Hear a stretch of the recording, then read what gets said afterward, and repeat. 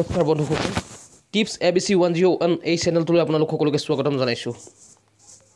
আমাৰ এই নতুন নতুন টিপছবোৰ পাবৰ বাবে আপোনালোকে আমাৰ চেনেলটো ছাবস্ক্ৰাইব কৰি ৰাখিব।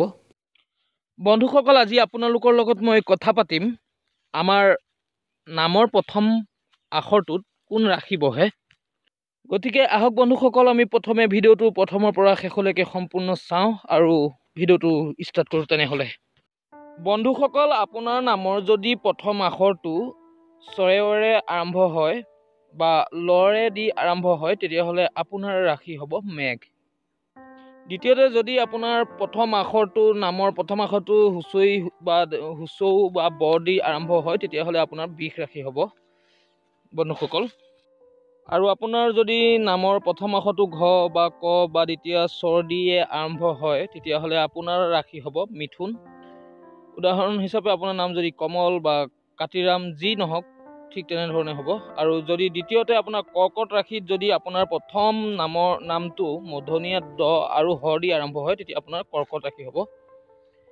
সিংহ ৰাশিত আপোনাৰ যদি প্ৰথম আখৰটো ম দি আৰম্ভ হয় বা মূৰ্ধন্য ত দি আৰম্ভ হয়, তেতিয়া আপোনাৰ ৰাশি হ'ব সিংহ। বন্ধুসকল, ভালকৈ চাই যাব ভিডিঅ'টো। আৰু কন্যা ৰাশিত যদি আপোনাৰ প্ৰথম আখৰটো প দি আৰম্ভ হয় বা মূৰ্ধন্য থ দি আৰম্ভ হয়, তেতিয়াহ'লে আপোনাৰ কন্যা ৰাশি হ'ব। তাৰ পাছত যদি আপোনাৰ তুলা ৰাশিত আপোনাৰ প্ৰথম আখৰটো ৰয়ে আৰম্ভ হয়, ৰ দি আৰম্ভ হয় বা দন্তীয়া তৰে আৰম্ভ হয়, তেতিয়াহ'লে আপোনাৰ তুলা ৰাশি হ'ব।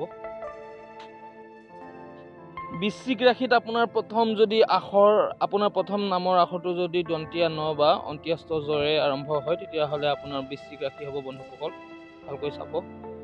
তাৰ পাছত ধনু ৰাশিত যদি আপোনাৰ প্ৰথম আখৰ দন্তীয়া ধ বা ভ দি আৰম্ভ হয় আপোনাৰ নামৰ প্ৰথম আখৰটো, তেতিয়াহ'লে ধনু ৰাশি হ'ব। মকৰ ৰাশিত আপোনাৰ নামৰ প্ৰথম আখৰটো ক গুই খ বা বগীয়া জ দি যদি আৰম্ভ হয় আপোনাৰ নাম, তেতিয়াহ'লে আপোনাৰ মকৰ ৰাশি হ'ব। কুম্ভ ৰাশিত আপোনাৰ যদি প্ৰথম নামৰ আখৰটো গ বা তালিবীয়া খ, দন্তীয়া খ, এই তিনিটা আখৰত আপোনাৰ নাম কুম্ভ হ'ব, আপোনাৰ ৰাশি কুম্ভ হ'ব। মীন ৰাশিত আপোনাৰ নামৰ প্ৰথম আখৰটো যদি দন্তীয়া দ বা প্ৰথম স্বৰ দি আৰম্ভ হয়, তেতিয়াহ'লে আপোনাৰ ৰাশি হ'ব মীন। গতিকে বন্ধুসকল, আপোনালোকৰ যদি কিবা কাৰণত সন্দেহ হ'ব পাৰে মোৰ ৰাশি কি, তেতিয়াহ'লে এই ভিডিঅ'টো চালে আপোনালোকে নিশ্চয় গম পাব আপোনাৰ প্ৰকৃততে ৰাশিটো কি হয়, আপোনাৰ প্ৰথম আখৰৰ ৰাশিটো কি হয়। গতিকে ইমানকে কৈ বন্ধুসকল মই বিদায় লৈছোঁ। ধন্যবাদ।